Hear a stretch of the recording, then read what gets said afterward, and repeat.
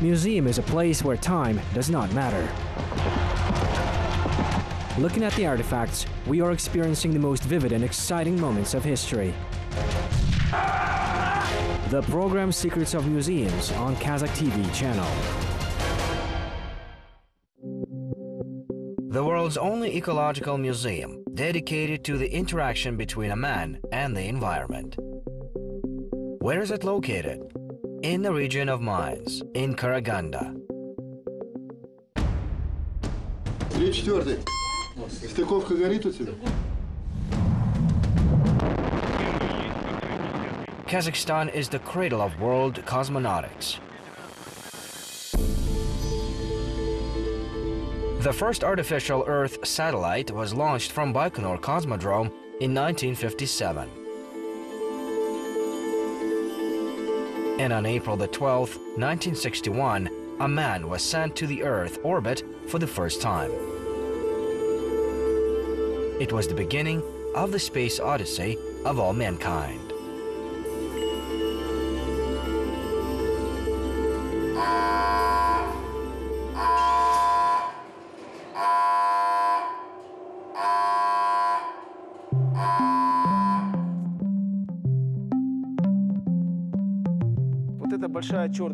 This big black thing flew to us from space in 1999 and fell near Zhana Arka village. Fortunately, nobody was hurt.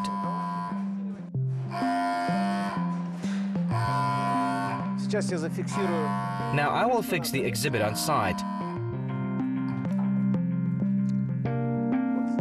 To make sure everything is safe, the exhibit is fixed at the top. The rocket during the launch, unfortunately, like any engineering equipment, can break down. This rocket broke, and the reason was insignificant. During the manufacture of the engine, at Voronezh mechanical plant, a small piece of cloth remained in the engine. When the engine was ready, someone wiped it with a rag and several fibers from the rag came off. As a result, turbo generator got locked, the engine exploded, and the rocket fell from space.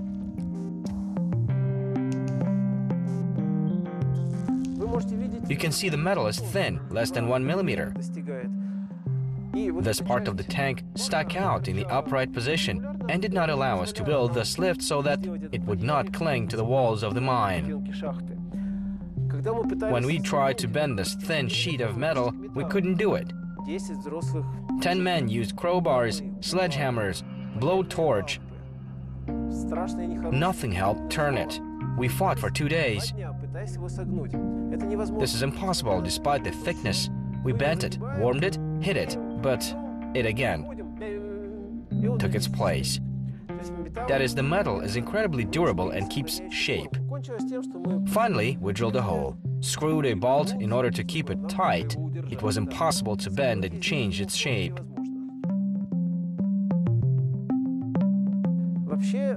In general, this fuel tank was designed for Soviet cosmonauts to fly to the moon. But unfortunately, the designer Korolev passed away before realizing his goal, and no one could finish construction of this rocket. It started from Baikonur and fell 4 times. But its 4th level, the space tug, turned out to be such a successful design that it is still used on the Proton rocket in order to bring the satellite into the distant orbit of the Earth.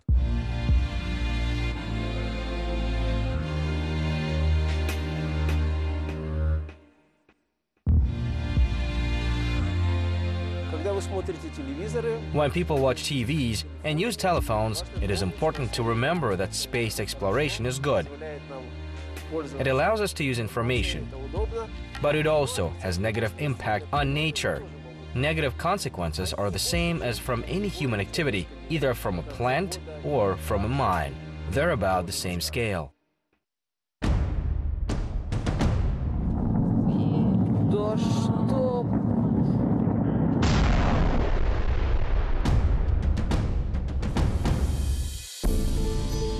Achievements in space resulted in environmental problems in Kazakhstan also.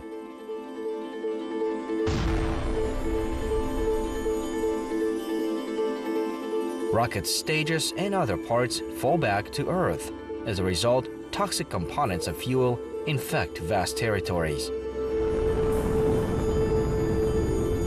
The accident at launch of the Proton carrier rocket, which took place in 1999, once again focused public attention on this problem. And some of its debris became exhibits of Karaganda Ecological Museum.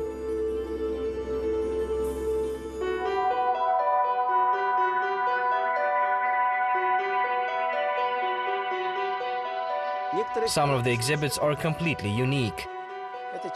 This is a part of the fuel equipment of Proton rocket. This is how it looks before the start. This is how it looks after an unsuccessful start. In 1999, Proton rocket exploded over Karaganda region at an altitude of 100 to 110 kilometers that is already in space.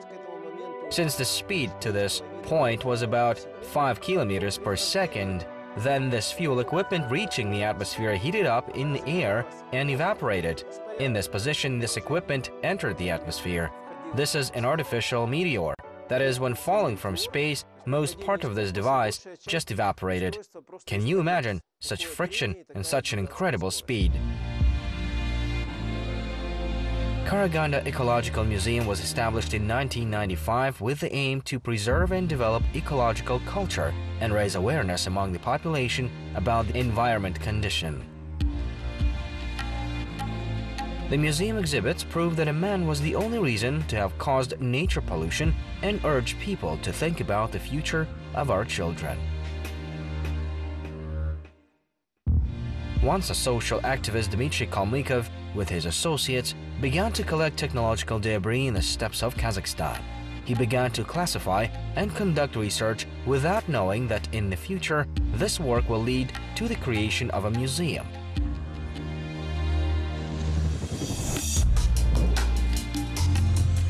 But everything started in 1989. After graduating from Dnepropetrovsk Mining Institute, Dmitry's friends invited him to Karaganda. I came to Karaganda at the invitation of my friends. At that time, there was a period when young scientists were distributed across the Soviet Union. My friends who came here before me told me that people here are unusual. Of course, first I did not really believe. I thought that they are ordinary people like everywhere. Now I understand what they were talking about. There are different people in Karaganda. Dmitry Kalmykov did not suppose that he would forever connect his life to protecting the environment in Kazakhstan. In Kazakhstan, there are different environmental conditions, from perfect wildlife, where there is pristine nature and everything's pure, to completely unacceptable examples of terrible environmental destruction. For example, the Semipalatinsk test site, or places where in its time there was no recultivation after the extraction of minerals.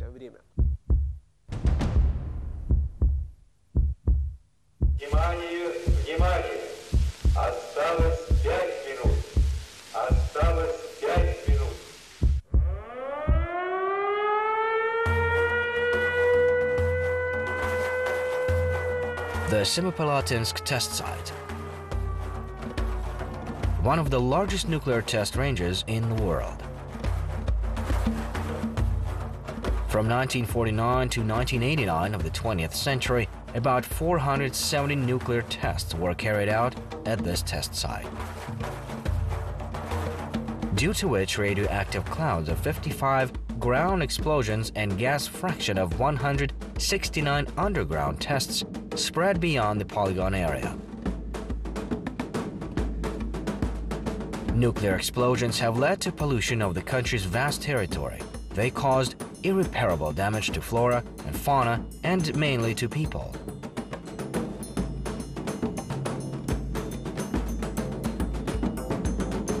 The Kazakh president Nursultan Nazarbayev's decision to close the nuclear test site, adopted in 1991, and Kazakhstan's voluntary renunciation of nuclear weapons set an example for the whole world in the sphere of nuclear safety.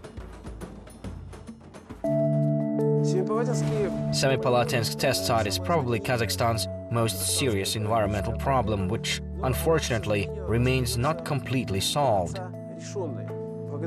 Thanks to the efforts of the parliament, the public, and thanks to our activity, the majority of the most dangerous places in the test site are under paramilitary protection today. Honestly, the Kazakh people proved to be stronger than nuclear weapons. We survived our nuclear war. Here on these satellite images and maps that we published, we can see the consequences of nuclear explosions. They are seen even from space. Here's this little black spot. Here is its enlarged image. In fact, it is a crater formed after an underground nuclear explosion, and it has huge dimensions. Here is a kilometer from edge to edge. It is a giant funnel-shaped crater. They are, unfortunately, completely unguarded. Cows and horses drink water from them. Here is the map. It is unfortunately the only one published in Kazakhstan. The contaminated sites are shown on this map. They're highlighted in pink and indicate the most dangerous places where nuclear explosions were conducted. These triangles indicate places where people continue to live. There must be no life on these lands. All people who continue to live on the test site should be relocated from there.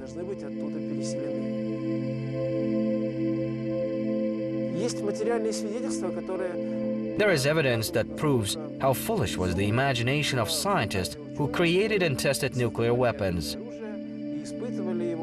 It's hard to believe, but we, for example, have a metal puddle.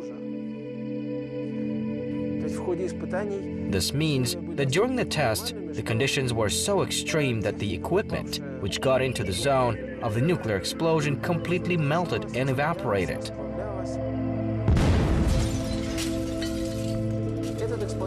This exhibit is unique because it is pure metal. With the help of chemical treatment, it was completely cleared of radiation. Look, this puddle is like a piece of modern art. The metal had flowed out and has turned into an intricate form on the soil surface. It was the aircraft engine of a Soviet fighter. It was left for tests at the test site. The plane engine melted from the heat of the nuclear explosion, flowed to the ground, and the strange metal puddle formed. There are exhibits looking at which we do not understand at all how they were formed. For example, we call it a drop, because you can see it looks like a drop. We found dozens of such metal drops that locate in the steppe, and there were no structures or traces of explosions. All around there was untouched soil. Judging by the shape of the drops, something happened in the air, in the sky, or in space, and these drops fell to the ground.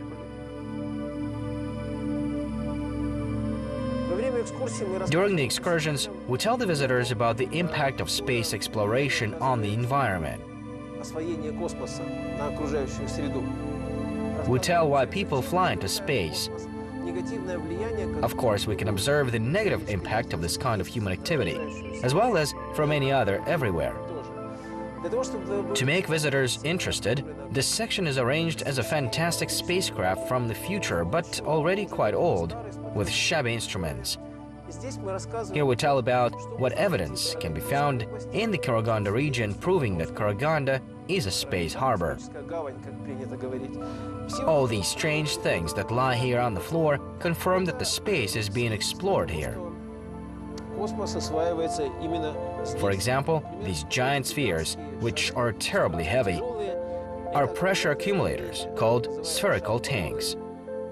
This strange device, in fact, is a source of electric power to the rocket. This is its battery in order to feed it during the flight. There is no onboard power supply from the ground, and this device feeds it with electricity. You may notice that on the floor there are quite large pieces of strange glass. They were giant lenses of very large diameter. This one is transparent, but there is such a tea color. Such a terrible fragment. This lens was about 4 meters in diameter. That's what a real laser weapon looks like. Not like in the movies about Star Wars, but real combat laser stations that were produced in the Karaganda region. They were tested during the Soviet times and shot down rockets and spacecraft. In general, these are real Star Wars.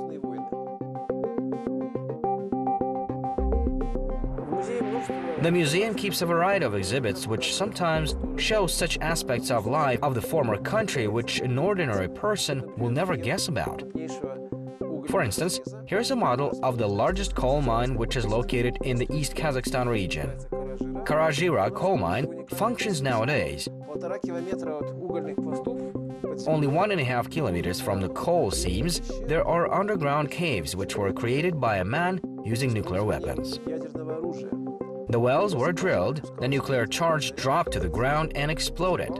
Under the influence of millions of atmospheric pressures, several million degrees of temperature, the rocks evaporated like snow in the spring. In seconds, giant craters were formed which were filled with radioactive material. Today, caves are radioactive and will preserve radiation for millions of years. All this threatens mineral resources since groundwater carries polluted substances into the thickness of mined minerals. Karaganda Ecological Museum is strikingly different from other museums in Kazakhstan. It is more like a game room and a warehouse of strange pieces, where each exhibit can be touched and carefully examined from all sides. Our museum represents a strange symbiosis of several organizations. It is a museum of nature, a museum of science, and a local museum. The main thing that we want to do in the museum is to take people's minds off everyday routine. All exhibits can be touched. Even on the plates, it is written that everything is allowed to be touched. Children are happy to have such a museum. Full freedom sparks children's interest both to the exhibits and the history of the country. We do not forbid children, if they are bored, to depart from the excursion and do whatever they want. The main thing is to spark their interest. When a person wakes up, he gets an interest. He can ask something. And we are not trying to give much information. As you see, there are no schemes, scientific data, and figures on the walls that overload children's brain and make everyone tired. The Karaganda Ecological Museum is unique. It stores strange exhibits that appeared as a result of the destructive people's activity. Also, different studies, experiments are conducted here, and veils of the secrets of the past are opened.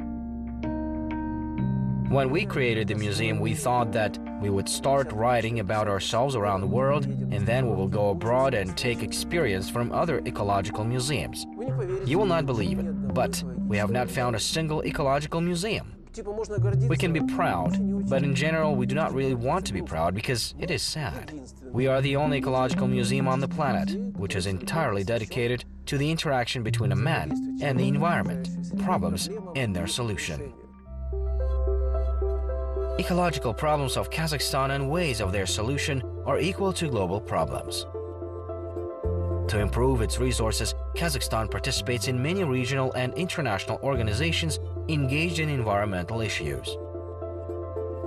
Much work remains to be done, but the first steps have already been taken, and one of them is a course for the green economy development.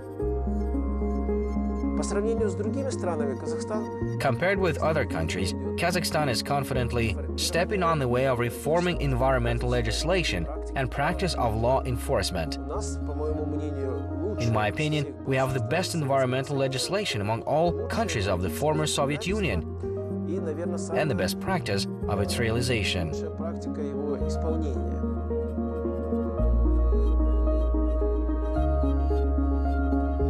The Industrial Revolution in full measure made it possible to understand how small our planet is. All components of nature are interrelated. Changes in one its part lead to transformation in other parts. The achievements of civilization can't be called successful if they cause irreparable damage to the planet. Any human activity should be carried out with thoughts about that. about our common home.